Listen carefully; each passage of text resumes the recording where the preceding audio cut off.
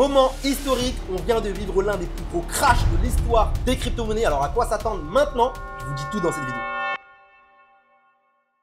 Hello tout le monde, j'espère que vous allez bien. Nouvelle vidéo et pas des moindres puisqu'on vient de vivre un moment historique les gars, un gros flash crash sur le marché. Je pense être nombreux à vous demander pourquoi et surtout est-ce que ça y est c'est la fin, on passe en bear market, fini le bull run, dans quelques années. Bref, je vous dis tout. Avant ça, bien évidemment, si c'est pas déjà fait, rejoignez mon groupe privé, on est déjà plus de 160 000, le lien est dans la bio, mais également mes différents réseaux sociaux où je poste du contenu au quotidien. De quoi on va parler dans cette vidéo? C'est très simple. Un, actu économique et plus précisément une actu qui aurait provoqué toute cette baisse. Ensuite, on ira directement voir combien ont été liquidés sur le marché et où sont les prochains pools de liquidité. Et pour finir, j'irai directement sur les graphiques pour voir avec vous les projections BTC, Ethereum et même l'un de vos commentaires que j'ai sélectionné dans la dernière vidéo que je vais pouvoir simplement analyser pour vous.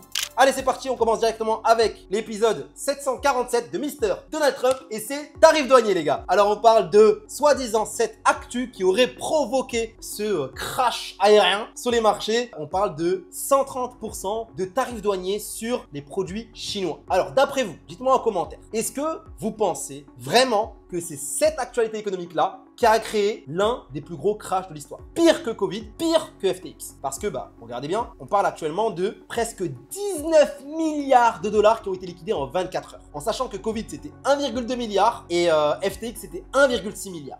Voyons maintenant dans l'aspect graphique qu'est-ce qui s'est passé. Alors dans mes dernières vidéos, je vous parlais encore une fois de cette setup que j'ai là, avec cette trendline là dont je vous avais parlé à plusieurs reprises, où je vous avais dit que pour moi on allait avoir un rebond à la baisse à ce niveau-là. Le marché a bien chuté. Ensuite on a les revenus là qui a montré la pertinence de cette trendline. Ici, le marché a chuté. Et ma dernière projection dont je vous ai parlé sur ma dernière vidéo, c'était tout simplement que on est dans une zone de demande énorme sur laquelle le marché pouvait corriger, revenir un petit peu plus haut et ensuite chuter. Qu'est-ce qui s'est passé? Le marché est bel et bien revenu dans cette zone ici, mais là on a eu une invalidation. Forcément, lorsqu'on invalide cette zone d'offre qu'on a eu là, qu'est-ce qui se passe? Eh bien, on va chercher une plus haute. Donc, on va chercher une zone d'intervention plus haute. Quelle était la zone d'intervention plus haute? Eh bien, c'était tout simplement à nouveau cette trendline, juste là. Qu'est-ce qui s'est passé dans cette zone-là? Absolument aucune réaction. Le marché a simplement cassé cette zone-là en mode normal, comme si de rien n'était. Et du coup, forcément, la prochaine zone après celle-ci, c'était quoi? C'était l'ATH, le plus haut historique qui était à ce niveau-là. Donc, qu'est-ce qu'on a eu à ce moment-là? On a eu tout simplement une prise de liquidité. Le marché est venu juste au-dessus des plus hauts, comme par hasard. Et ensuite, le marché a chuté fortement. Donc, l'ATH, le plus haut historique, était à 124 400 dollars à peu près. Et là, actuellement, on est venu jusqu'au à peu près 126 000 dollars. Donc là, qu'est-ce qui s'est passé à votre avis? On a tous les particuliers, tous les retails qui ont acheté en se disant c'est bon, le dernier plus haut a été cassé, on va en direction des 150 000, 200 000, 500 000, toujours plus, 1 million de dollars, etc.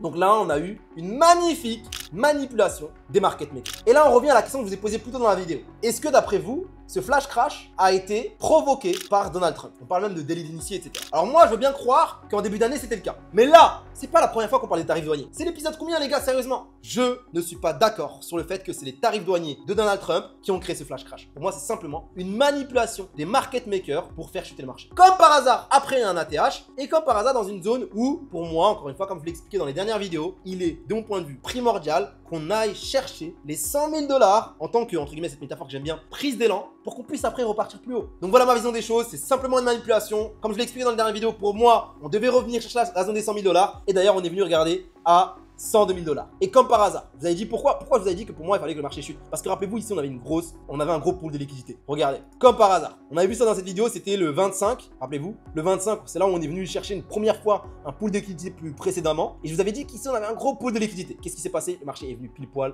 liquider tout ça. 19 milliards, je sais pas si vous vous rendez compte, c'est énorme. Gros pool de liquidité, on est venu le chercher et le marché a rebondi à ce moment-là. Maintenant la question c'est, qu'est-ce que je vois potentiellement par la suite? Eh bien, c'est très simple. Pour moi, le marché a fait une grosse mèche ici. On a récupéré la liquidité. En fait, c'est simple. Le marché est manipulé. On vient de zone de liquidité en zone de liquidité. Aussi simple que ça. Donc là, on est venu chercher cette zone de liquidité là. Super, parfait. Voilà, on a bien rejeté. Maintenant, ce à quoi je pense, c'est quoi? C'est qu'on devrait combler au moins 50% de cette mèche. Ok, donc je prends Fibo, voilà, de la mèche du haut jusqu'à la mèche du bas ici.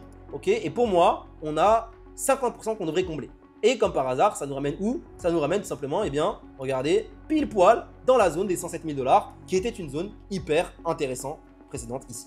Donc pour moi, le marché pourrait revenir dans cette zone. Mais avant ça, mettez-vous dans la peau d'un market maker. Quelle est pour vous la meilleure chose à faire actuellement, après cet énorme flash crash, pour induire les retails à prendre les mauvaises décisions. Faites pause sur la vidéo, mettez-moi en commentaire. Sans tricher, les gars, d'après vous, quelle est la meilleure chose qu'on puisse faire maintenant? Eh bien, c'est très simple. De mon point de vue, le meilleur mouvement qu'on puisse faire maintenant, après avoir excité toute la planète Terre avec ce flash crash, tout le monde est excité sur les réseaux sociaux, sur Internet, tout le monde a ouvert son compte, tout le monde a reçu une notification des exchanges, etc. Tout le monde est en furie. Pour moi, la meilleure chose qu'on puisse faire maintenant, c'est simplement de faire stagner le marché pour créer cet aspect d'ennui. On va induire les gens à acheter et à vendre, peu importe, et ensuite, on va enclencher le faux mouvement.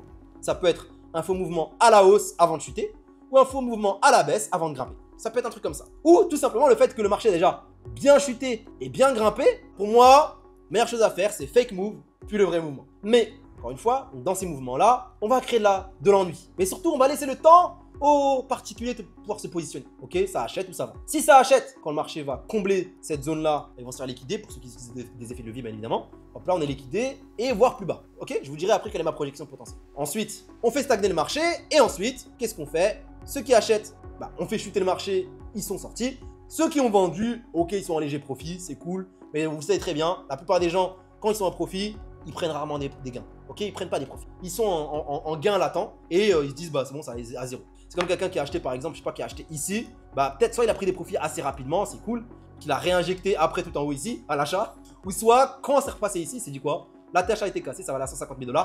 Je ne lâche pas. Ok, et quand ça chute, il se dit, putain, merde, j'étais quand même en profit de temps et temps.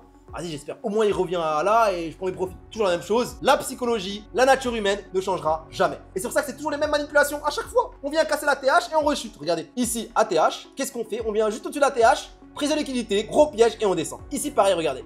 ATH, voilà. On revient juste au-dessus de la TH, on piège tout le monde et on redescend. Et si vous regardez, à chaque fois, c'est la même chose. Tout le temps, regardez, là, pareil. On était à 108 000 $ et là, on revient juste au-dessus des 108 000, on est venu à 109 500 et on rechute.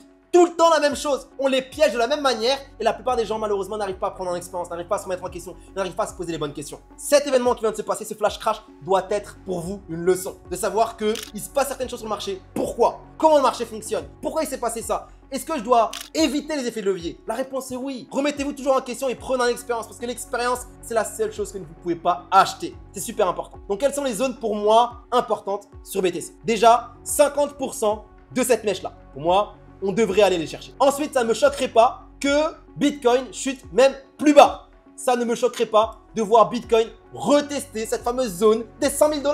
Parce que pour moi, psychologiquement, c'est la meilleure manière de pouvoir faire paniquer le particulier. Parce qu'on a encore cette idée-là pour les particuliers retail que si les 100 000 $ cassent, donc si on lâche la zone des 100 000 $, c'est bear market. Vous allez les voir partout sur internet. Voilà, ça va être quoi? Ça va être bear market, les gars. Attention, la zone des 100 000 $ à lâcher. C'est la fin pour Bitcoin. Nanani, nanana. Et voilà. Donc pour moi, première zone intéressante, ça va être celle-ci, 107 300 $.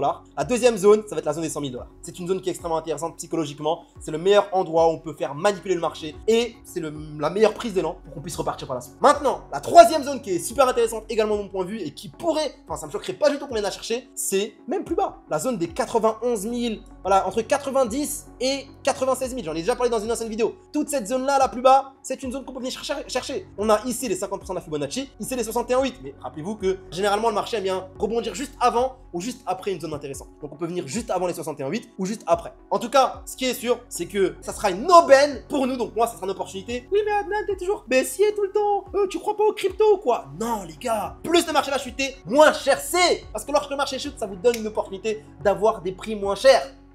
Donc, 107K, zone des 100 000 et zone des à peu près 91 à 95 000. C'est les trois zones qui sont super intéressantes sur Bitcoin de mon point de vue.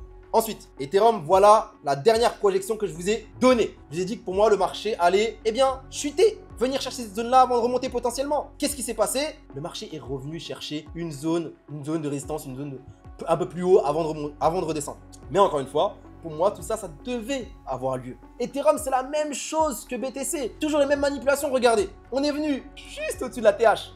La TH était là. On est venu juste au-dessus de la TH. Prise de liquidité. Tout le monde qui pense que ça y est, Ethereum, c'est direction les 6 000 $, 7 000, 10 000, etc. Et on chute fortement et rapidement. La même manipulation, la même nature psychologie humaine. Quelle est ma vision des choses? Quelle est ma projection sur ETH? Pareil que BTC. Déjà, BTC, ok, certes, a pratiquement toute la dominance. On a 60% de dominance sur BTC. Mais pour moi, Ethereum devrait suivre également Bitcoin. Donc pour moi, si Bitcoin chute, il devrait chuter également. Déjà, on doit recovery un petit peu, récupérer un petit peu la liquidité dans cette mèche. Donc au moins 50% de la mèche qui nous ramènerait à peu près quelque part là, 3600 quelque chose. Ok, donc on reviendrait dans cette zone-là, montrer sa pertinence et pourquoi pas même revenir au niveau des 3172 $.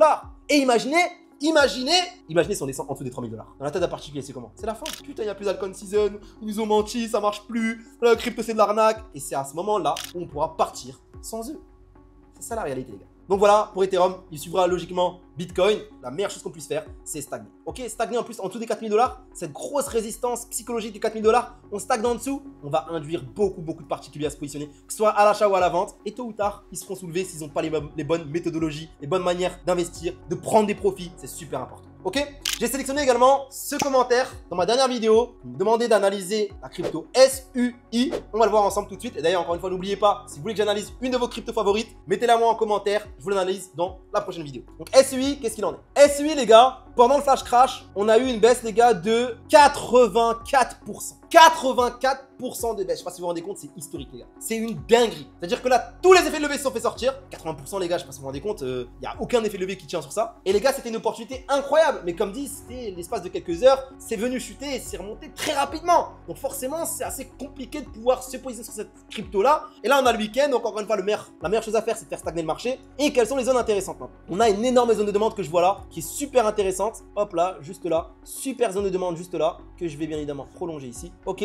super zone de demande ici, sur lequel pour moi le marché devrait revenir. On devrait revenir dans cette zone pour tester l'intention des investisseurs. Il faut qu'on revienne là, c'est super important de mon point de vue. Donc, SUI, projet super intéressant, faites vos recherches, super puissant. Pour moi, il y a un gros avenir sur ce projet-là. Donc, toi qui m'as demandé, oui, ça reste une crypto qui pour moi a du potentiel. Et quand vous voyez moins 80% sur une crypto qui est dans du top market cap, les gars, avec une grosse capitalisation, là, c'est là où on se dit vraiment, c'est vraiment une baisse. Waouh, c'est vraiment une baisse incroyable. Donc, ce à quoi je m'attends potentiellement, comme dit, c'est peut-être une stagnation. On vient chuter dans cette zone de demande là, peut-être même 50% de la mèche. 50% de la mèche, ça nous ramènerait à peu près ici. Donc, ça ne me choquerait pas que le marché, voilà, revienne au moins dans cette zone de demande là. Pourquoi pas faire une fausse cassure ici avec une grosse mèche et ensuite, potentiellement, c'est quelque chose qui pourrait faire du sens et ensuite le marché qui repart. Ok, en direction d'un nouvel ATH, etc., etc. SUI, très beau projet. Merci d'en avoir parlé dans les commentaires. Si vous en avez d'autres, n'hésitez pas. En tout cas, voilà un petit peu ma vision des choses. N'oubliez pas de prendre ce flash crash comme une leçon. Les marchés sont tous différents, certes, mais le marché restera manipulé. On en aura encore et encore. Les corrections sont saines pour le marché pour qu'on puisse repartir de l'avant. Pour moi, pour qu'on aille chercher 150 000, 200 000 sur Bitcoin, il nous faut des corrections, des grosses corrections, et c'est ce qu'on a actuellement. Donc pour moi, chaque baisse est une opportunité. Abonnez-vous à la chaîne pour ne pas louper les prochaines vidéos. Je ferai en sorte un maximum de vous faire comprendre comment fonctionne le marché pour que vous puissiez au fur et à mesure pouvoir continuer à prendre en connaissance, en compétences, mais surtout en expérience. Je suis là pour ça, les gars. Merci en tout cas de votre soutien. N'oubliez pas de lâcher un petit like, un petit commentaire, partagez la vidéo si vous voulez, mais surtout abonnez-vous pour ne pas louper les prochaines vidéos. Je compte sur vous. Let's go!